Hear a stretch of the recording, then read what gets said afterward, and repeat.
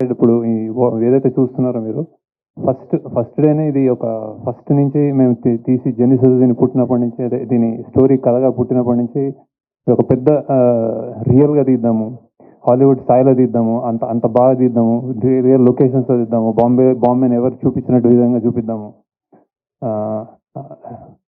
అని అని ఆశ.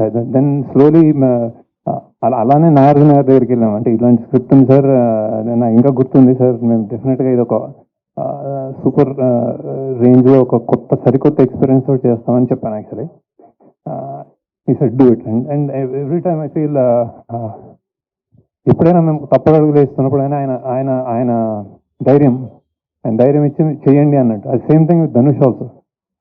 అలానే ఈ జర్నీలో డబ్బులు పెరుగుతున్నాయి, మనకి అవుట్ ఆఫ్ రీచ్ బడ్జెట్ ఎక్కువ అవుతుంది ఇట్లా అనుకున్నప్పుడు కూడా నేను ఎక్కడైనా ఈ కథకి కొంచెం ఏమైనా కాంప్రమైజ్ అవ్వాలనుకున్నప్పుడు మా టీం వాళ్ళు లేదు ఇది గొప్ప సినిమా ఇలానే చేయాలి అని చెప్పిన మా team members, especially Chaitanya Pingali, Suri, Ajay, core people always reassuring that అంటే ఇది సామాన్యమైన సినిమా కాదు యాక్చువల్లీ. అంటే నేను అన్నమాట ప్రీ రిలీజ్కి సరస్వతీదేవి తల చూస్తుంది అనేది దట్ ఈస్ ద ట్రూత్. ఎందుకంటే నేను చేసిన సినిమాలో I think this is the one of the finest and honest and true film.